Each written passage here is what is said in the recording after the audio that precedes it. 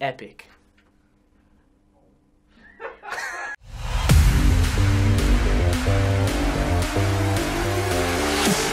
Welcome to Monday Night Esports.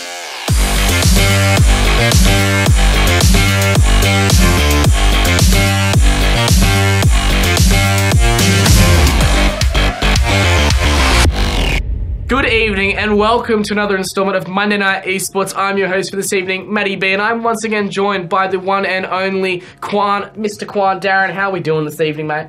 I'm doing really well. Thanks for having me, Matty. I've been playing a bit of CS just before. What about you? How are things going for you? I'm great. I'm always great, especially when you're around. And I'm also thick and pumped for some esports action on this Monday night. I love to talk about it. But you know what else we have to talk about this evening? We have to talk about our lovely sponsors and partners, specifically starting with PwC Australia, our strategic sponsors who help us with everything in the grassroots. What was that? That was beautiful. And also the Australian Computer Society, who are our foundation partners, who help assist with everything in the local scene, tech and esports wise. They're pretty lovely people. They are. You know who's pretty lovely? You. Oh. Yeah. I saw you playing some Rainbow Six Siege before, right? You've been warming up for something special? Always warming up. You know, me and the boys, we're playing a Rainbow Six Siege tournament. We finally got our epic gaming lineup together. You know, myself, Ocean Man, Sean, Nick, who's our CS Observer, and Michael, who's done some help with us in production before. So all the AEL boys, really, except for yourself, because he doesn't play Siege. Like I'm not good enough. It's just I'm not good enough. But we've gotten together and we formed, you know, Australia's greatest Rainbow Six Siege lineup. Oh, that's awesome. No, really great to hear it. Well, you know, talking about playing games, getting ready for competition, we've got our lovely Uni League running. Yeah. It's round 5 this week, but round 4 just happened. And Punzi, I believe she has something special for us, doesn't she? Yes, so take it away, please, Punzi.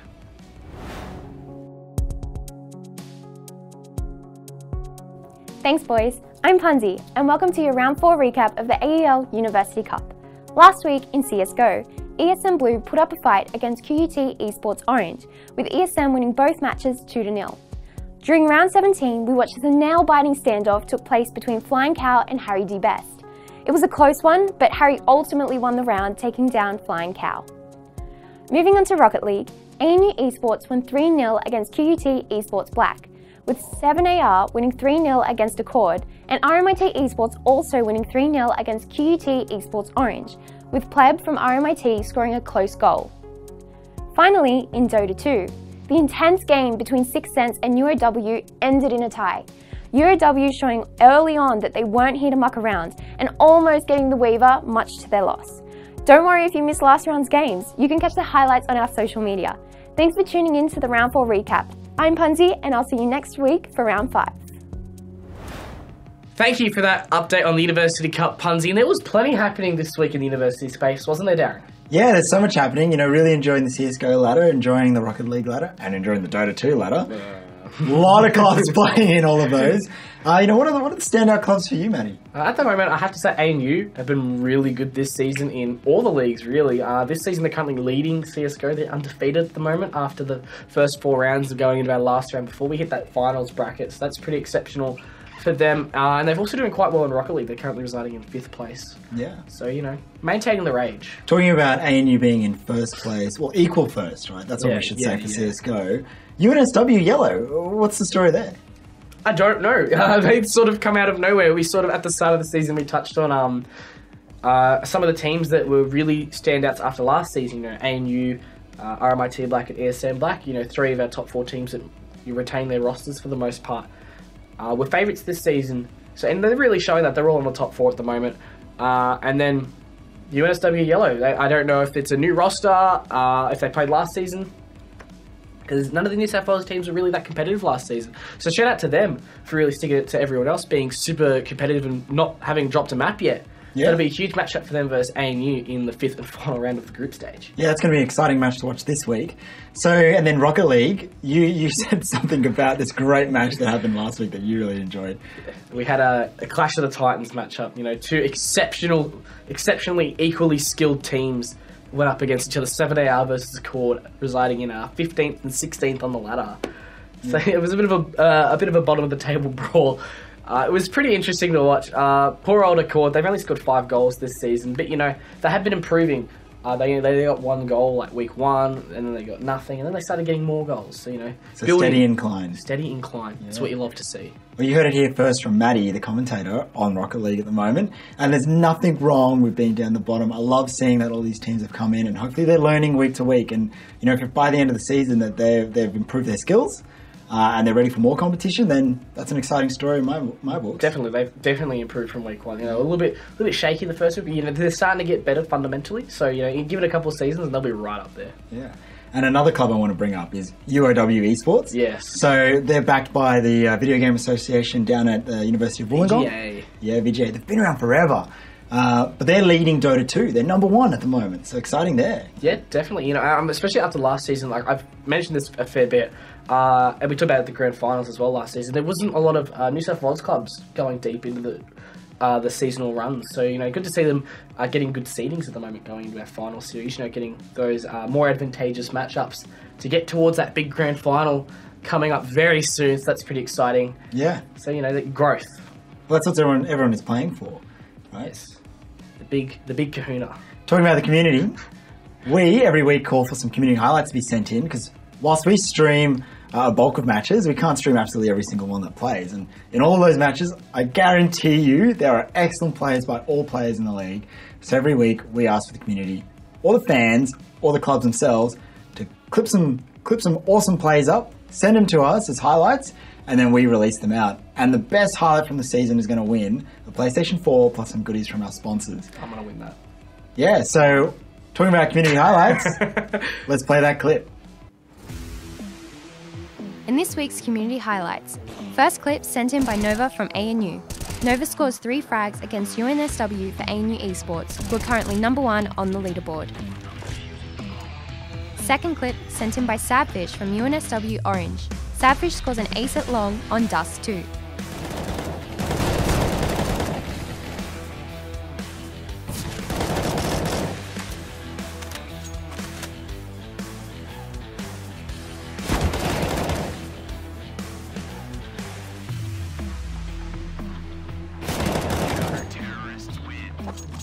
In our last clip for this week, sent in by Raid from UNSW Angels, where Raid scores a cross field with an aerial dribble. Thanks for watching. More action from the community next week. Fantastic plays coming out of the community, Darren. I think they were really, really awesome. And you know what? You can catch not just more plays like that, but even more over on the Play Ovo platforms. Make sure you tune in to all of our Uni Cup action Tuesday, Wednesdays, and Thursdays over on the Play Ovo platform. Check it out on the App Store. Yeah, over one of our proud sponsors there, aren't they? And who's our other proud sponsor? Beautiful guys over at AEST Monitor, the 144Hz beauties that, not just help me watch the games here in the studio, but, play at home with these Aegon monitors. Yeah, that's right. They're really awesome. Well, talking about, what's going on in the community, there's a big wide world of esports, and there's so much news. Not really. It's actually been quite a quiet week after we came off the high of the week before that. So some of the big things to highlight out. Overwatch League just added 8 new teams. So these teams include, we've got Vancouver, Washington, Toronto, Paris, Atlanta, and 3 teams from China, which is Guangzhou, Hangzhou, and Chengdu.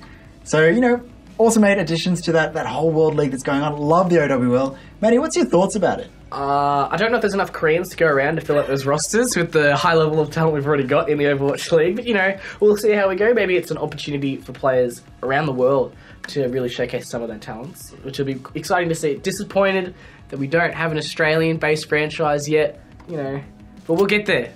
Yeah. Season 3 is going to be our season. Yeah, and it's such a big season. So many teams playing. So, looking forward to seeing how that all rolls out and who wins that one as well. And then over in the other big game that's going around. Over in the other big game. Over in the other big game that's rocking the world and taking it by storm. Fortnite just had its summer bash. Now, I'm still a bit on the fence, and I know you're 100% on the fence about... I'm not even on the fence, on the other side of the fence. You're sitting on the other side of the fence just going, no, shaking your head. Battle Royales is an esport. A lot of difficulty there. The Summer Bash, they had 4 qualifying matches, and they allowed the top 33 in each of those qualifying matches to move forward into a top 99 pool to play at a grand final where they could win a share of $225,000 US. Now, a bit of controversy. Yeah. In the 4th qualifying match, the 33rd slot was between Cryomi and I always forget his name, Colton, who were completely, dead tired across all statistics, all aspects of the event, and they decided that for the 5,000 US and that, winning that 33rd spot, plus going forward to the 99 spots, They flipped a coin. they'd flip a coin. Flipped a coin. So Cryomi took that. Well done to him. But I think that's just one of those weird controversies that happen when the admins are going, okay, well, what's the next stat? Eliminations equal. Royale points are saying, oh no, yeah, flip a coin. It fits with the Battle Royale theme of total randomness that you just can't judge properly. It's just so unpredictable. It's why I'm so against Battle Royale as an esport at this current point in time. Not until we get some form of consistency in the game, whether that be like spawn points and drops and stuff like that. Like, I know myself and Ocean, we're quite passionate about this. Like, they're great games, don't get me wrong. I love playing Fortnite and PUBG and stuff like that. But I don't think it's esports ready, personally, until we get some sort of consistency to it. A lot of other top tier esports, there's a lot of consistency to how it's played and based. Well, it's that old argument of skill-based versus, random chance. Yeah, or, like I could be a better player than you, but if I don't get any good weapons, you could just get the drop. You could get lucky and, Yeah, that's right. And then that's the tough thing about it. It's similar to Hearthstone where it's like that draw of the card, which card comes up first. So with card games, I think that's a bit different because it's probability based, right? When you construct a deck with the ability to get to your trump cards, right? You always put stuff in there to sort of get the right sort of utilities to win, right? To get that advantage. So I think there's more to card games. I don't think they're comparable to Battle Royale. Yeah, but that's what we've got to see Battle Royale do, right? Yeah. It'll, reduce down that probability metric so that it's more refined, within parameters, right? So right now it's totally like just jump out of a plane and cross your fingers. I mean, a positive about Battle Royale though, just while we're on the topic, is a couple of weeks ago, Starlighter had another PUBG event, and the guys over at 10 and Wines were the first team in Oceania to get a chicken dinner. Whoa! Event. Yeah. So they didn't actually win the event. They placed 13th or something, but they were the first Oceanic team to ever get a chicken dinner in an international event. That's so awesome, and they are arguably our best team in the region. So them and Chiefs, it's a coin flip. I'm behind 10 and Mines. So other side of the world, talking about MOBAs. So we just had the international play out, so that's the end of the season for Dota 2. Which means that we get into the next season, which is always more exciting because there's all the new event announcements and all how it's all going to play out and all the changes that come through. The first Dota 2 major of the season will be in Kuala Lumpur. Hosted by PGL, they're playing for US $1 million. It's absolutely going to be incredible.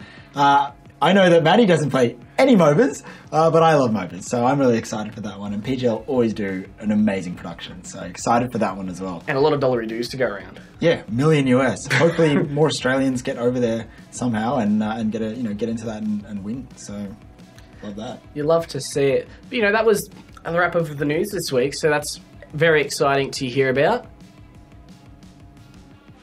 Now, we're going to get into something a little bit different. I believe that we now have another segment we want to add to the show where we've reached out to a lot of the guys in the community.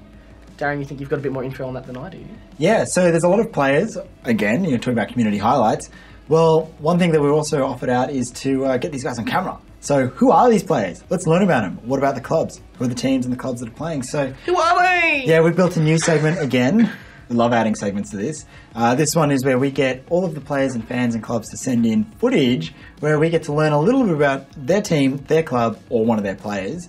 And so they send it via a mobile phone, or if they've got some camera equipment, that's awesome. And the best interview of the season will be winning a Nintendo Switch, plus some goodies from our sponsors as well. So we've got that clip lined up and ready to go. Let's check it out.